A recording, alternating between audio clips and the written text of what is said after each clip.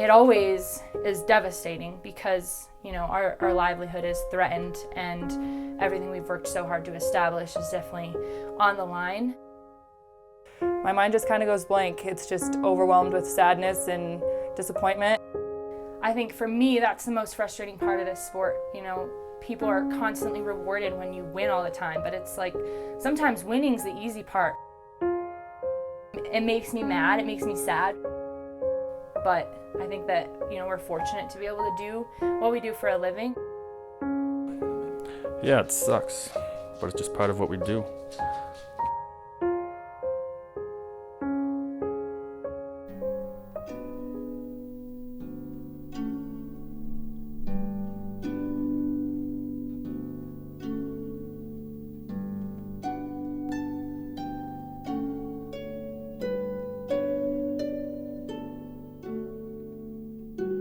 Well, we crash a lot doing what we do. There's always a part of you that's concerned about getting injured, but then there's also the other part of you that knows that being concerned about injury is kind of the best way to get injured.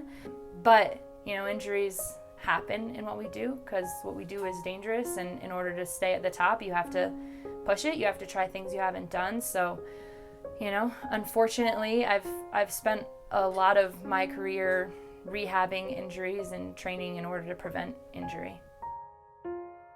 For me, personally, I can't speak for anybody else, injuries take up,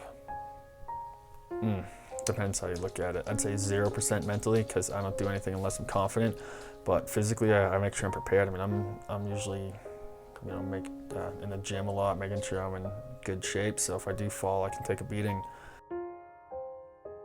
Worrying about injuries for me, I try to put it in the back of my head. It's always there, you know, I'm always thinking about my knees in particular. I try to put it in the back of my head and tell myself that I'm mentally stronger than the injury and push forward. And every time I am scared, I take a deep breath and tell myself, like, if I'm thinking about it, it's gonna happen. Most of the time, I get up for my crashes, but there's always like this moment of assessment where you kind of like go over everything, like, okay, what do my knees feel? How does my back feel?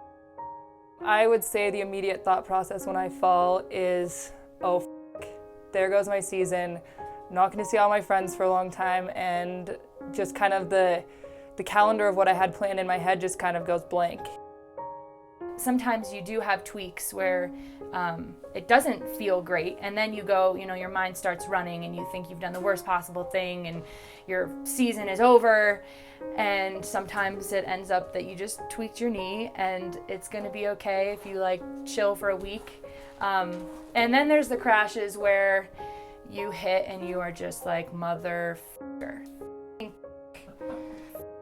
Like, I had one this year on January 10th that ended my season. I had one last year around middle of March that ended my season. This is my 4th surgery on my foot or feet. 2 collarbone surgeries, broken it 3 times, 4 ACLs. You know, I try to be like, oh, I'm overthinking it, I'm gonna be fine, but when you have one of those injuries, you kind of instantly know. It sucks because you know what the next 9 months or year of your life is gonna look like.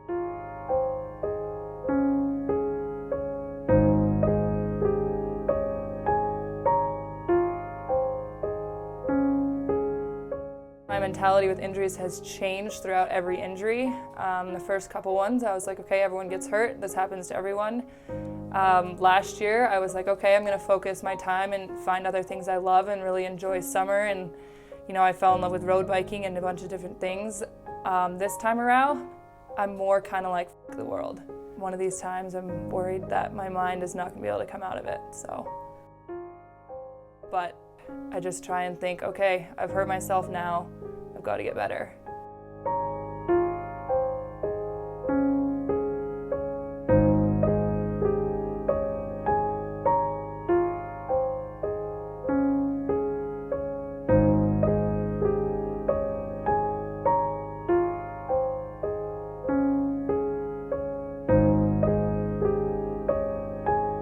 This year in particular was a hard year. The day that I crashed, I learned that our friend Sarah Burke had also crashed, and 9 days later she ended up passing away from a crash that didn't sound like it was all that spectacular. You know, it was something that by the sounds of it, a crash I've taken numerous times in the pipe, and that she's taken many times and probably had far worse crashes in her life. But for whatever reason, that was, you know, her time to go, and to get injured on the same day, and then, you know, watch your friends continue to get injured throughout the season. And you do start asking yourself, you know, is this worth it? I mean, I look at Sarah and it's like she had so much more life to live, and, you know, had an amazing husband that loved her so much, and, you know, they were going to live a happy life together. And I look at all the things that she's accomplished, and it's amazing, but then I'm like, but there's so much more that she didn't get the chance to do. That's insane. Like, I mean, I never knew the girl, but that's terrible. It affected everybody. And on the skier cross side of things, Nick Zorsic died from the Canadian team, and that definitely hit me pretty hard. I'm sure it hit a lot of the other racers the same way, because he's doing the same thing I'm doing on a snowboard, or was. It's just heavy. What warrants the risk? I think that is a hard thing to answer. You know, earlier on in my career, it was just, for me, it was obvious that I was going to come back, because I hadn't nearly achieved the level of success that I had intended on achieving. But I feel like the times that I grow and learn the most as a person are in times when I have major setbacks. In my most successful season, that was the easiest season of my life, and I learned absolutely nothing in that year. If we just go through the motions, we're never going to change, and, you know, it happens. It's part of life. I think there would be too many unanswered questions if I were to walk away. You know, I set out on a path to accomplish something, and I want to try. If I don't try to ski again, then I'm constantly, for the rest of my life, going to be asking myself, would it have been possible? You know, would you have been able to finalize your dream of going to the Olympics? You know, it's something I've been working for my sport to get into the Olympics for the last decade, and now it's in, and I have this devastating injury, and a friend passes away, and numerous other friends had season-ending injuries, and you do start questioning it all. But I think it's a valuable thing to go out and try and pour yourself into something, and I'm going to be smart in my approach. I'm not going to take unnecessary risks, but I'm definitely not done yet. And so for me, I think that's how I warrant it.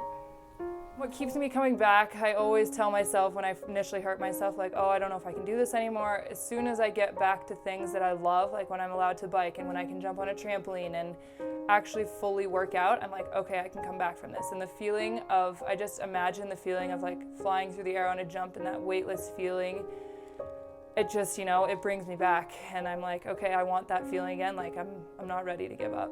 The way I see it is, I could be doing a real job, whether it's sitting in a cubicle or turning wrenches, and this is way better. We're fortunate to be able to do what we do for a living, and we all get so much joy out of it. So it's the price we pay, I guess, but it's never pleasant.